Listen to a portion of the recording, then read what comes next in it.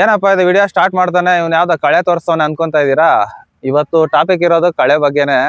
ಕಳೆ ಬಗ್ಗೆ ಟಾಪಿಕ್ ಮಾಡೋಣ ಅಂತ ಬಂದಿರೋದು. ಯಾಕಪ್ಪ ಅಂದ್ರೆ ನಿಮ್ಗೆ ಗೊತ್ತಿರ್ಬೋದು, ಇವಾಗ ಇರೋ ಕತೆಗಳಲ್ಲಿ ಲೇಬರ್ಗಳು ಸಿಗೋದೇ ಕಷ್ಟ.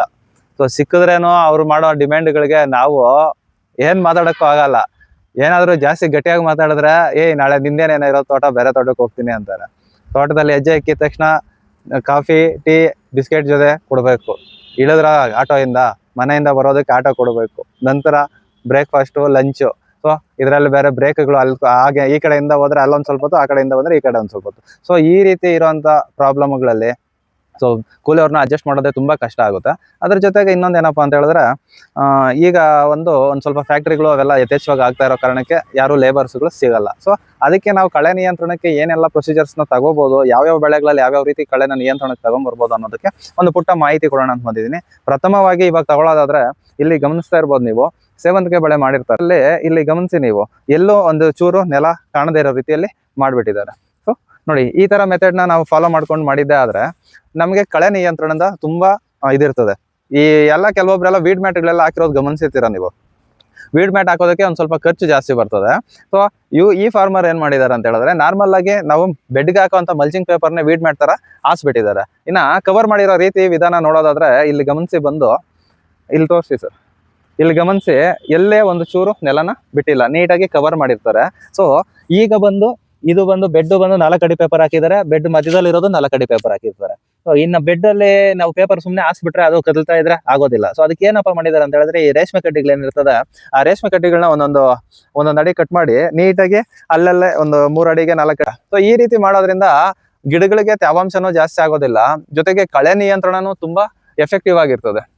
ನಮ್ಗೀಗ ಒಂದು ಬೆಳೆಗೆ ಆಗ್ಲಿ ಬಿಡ್ರಿ ಸಾಕು. ಈಗ ನೋಡ್ರಿ, ಕಳೆ ಏನಾದ್ರು ಇದೇನಾದ್ರು ಹಾಕಿಲ್ಲ ಅಂತ ಹೇಳಿದ್ರೆ, ನೀವು ನೋಡಿದ್ರಲ್ಲ ಸ್ಟಾರ್ಟಿಂಗ್ ಅಲ್ಲೇ ಈ ರೀತಿಯಲ್ಲಿ ಆಗ್ಬಿಡ್ತದೆ ಎಲ್ಲ. ಈ ರೀತಿ ಏನಾದ್ರು ಕಳೆ ಮಾಡ್ಕೊಂತಂದ್ರೆ ಬೆಳೆ ಮಾಡಕ್ಕಾಗುತ್ತಾ? ಮುಂದಿನ ಬೆಳೆಗಳಲ್ಲಿ ಬೆಳೆ ಮಾಡೋದಕ್ಕೂ ತುಂಬಾ ತೊಂದರೆ ಆಗ್ತದೆ. ಆ ಕಾರಣಕ್ಕೆ ಈ ಮೆಥಡ್ ನ ಫಾಲೋ ಮಾಡ್ಕೊಂಡ್ರೆ ಖಂಡಿತ ಒಂದ್ ಸ್ವಲ್ಪ ಖರ್ಚು ಬರುತ್ತೆ. 1 ಎಕರೆಗೆ ಒಂದ್ ಸ್ವಲ್ಪ ಪೇಪರ್ ಒಂದ್ ಸ್ವಲ್ಪ ಎಳಿಯುತ್ತೆ.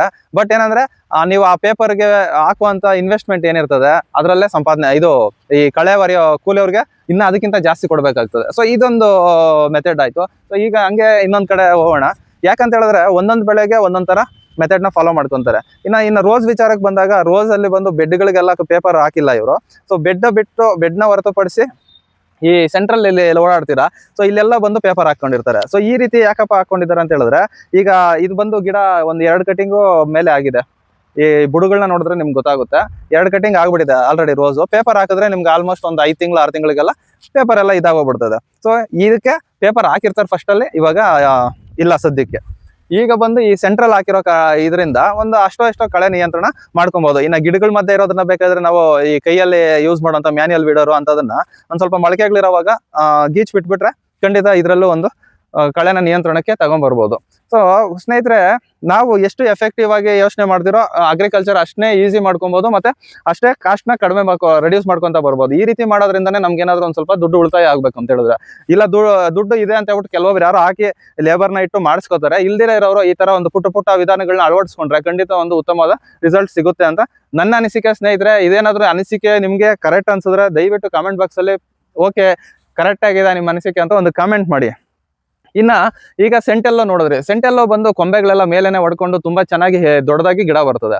ಬಟ್ ಇನ್ನ ಮಾರಿಗೋಲ್ಡ್ ವಿಚಾರಕ್ಕೆ ಬಂದಾಗ, ಇಲ್ಲಿ ನೋಡ್ತಿರೋ, ಇಲ್ಲಿ ಗಮನಿಸ್ತಾ ಇರೋದು ನೀವು ಮಾರಿಗೋಲ್ಡ್. ಇದರಲ್ಲಿ ನಾವು ಪೇಪಿಗೆ ನೋಡಿ, ಇದು ಮಾರಿಗೋಲ್ಡ್. ಇದರಲ್ಲಿ ಯಾಕಂತ ಹೇಳಿದ್ರೆ ಒಳಗಡೆ ನೆಲದಿಂದ ಬೇರುಗಳು ಚೆನ್ನಾಗಿ ಕೊಂಬೆಗಳು ಜಾಸ್ತಿ ಬರ್ತದೆ. ಅದಕ್ಕೆ ಏನ್ ಮಾಡಿದ್ದಾರೆ ಈ ಫಾರ್ಮರು, ಸೊ ಬೆಡ್ಗೆ ಪೇಪರ್ ಅನ್ನೋದು ಹಾಸಿಲ್ಲ, ಬೆಡ್ನ ಹೊರತುಪಡಿಸಿ ಸೆಂಟ್ರಲ್ ಮಾತ್ರ ಪೇಪರ್ ಹಾಕೊಂಡಿರ್ತಾರೆ. ನೀವು ಗಮನಿಸಬಹುದು, ಕಳೆ ಬೆಡ್ ಅಲ್ಲಿ ಇರೋದನ್ನ. ಇದು ಕಾರಣ ಕೇಳಿದಕ್ಕೆ ಅವ್ರು ಹೇಳಿದಷ್ಟೇ, ನೆಲದೊಳಗಡೆಯಿಂದ ಬರೋ ಅಂತ ಕೊಂಬೆಗಳು ಬರ್ದಿರ ಆಗೋಗುತ್ತೆ ಪೇಪರ್ ಹಾಕಿದ್ರೆ.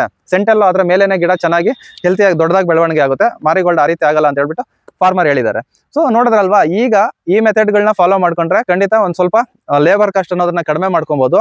ತೋಟದಲ್ಲಿ ಒಂದ್ ಸ್ವಲ್ಪ ಕಳೆನ ನಿಯಂತ್ರಣದಲ್ಲಿ ಇಟ್ಕೊಬಹುದು. ಅದರ ಜೊತೆಗೆ ಇನ್ನೇನಪ್ಪಾ ಅಂತ ಹೇಳಿದ್ರೆ, ಮೈನ್ ಆಗಿ ಮಳೆಗಾಲ ಅಲ್ವಾ, ಮಳೆಗಾಲದಲ್ಲಿ ಎಕ್ಸೆಸಿವ್ ಆಗಿ ಮಳೆ ಬಿದ್ದಾಗ ಅಥವಾ ಮೋಡ ವಾತಾವರಣ ಬಿದ್ದು ಈ ಜಡಿ ಮಳೆ ತರ ಏನಾದ್ರು ಬಿದ್ದಾಗ್ಲೂ ಬೇಗನೆ ಏನಾಗುತ್ತೆ, ನೀರೆಲ್ಲ ಗಿಡಗಳಿಗೆ ಸೇರೋದಿಲ್ಲ. ಈ ರೀತಿ ಮೆಥಡ್ ನ ಫಾಲೋ ಮಾಡ್ಕೊಂಡ್ರೆ ಬೀಳೋ ನೀರೆಲ್ಲ ಹೊರಗಡೆ ಹೋಗ್ಬಿಡ್ತು ಅಂದ್ರೆ ಗಿಡಗಳು ಒಂದ್ ಸ್ವಲ್ಪ ರೋಗ ಕಡಿಮೆ ಇರ್ತದೆ. ಮತ್ತೆ ಹೂವು ಮೊಗ್ಗು ರೋಗ ಆಗ್ಲಿ, ಯಾವ್ದಾದ್ರು ಬೇರೆ ಬೆಳೆಗಳಿಗಾದ್ರೆ ರೋಗ ಕಡಿಮೆ ಇರ್ತದೆ, ಇದರಲ್ಲಿ ಮೊಗ್ಗು ರೋಗ ಕಡಿಮೆ ಇರ್ತದೆ. ಇಂಥವೆಲ್ಲ ಒಂದು ಯೂಸಸ್ ಇದೆ ಅಂತ ಅನಿಸ್ತು. ಈ ಮಾಹಿತಿ ನಿಮ್ಗೆ ಕೊಡ್ಬೇಕು ಅನಿಸ್ತು, ಅದಕ್ಕೋಸ್ಕರ ಕೊಡ್ತಾ ಇದ್ದೀನಿ ಸ್ನೇಹಿತರೆ.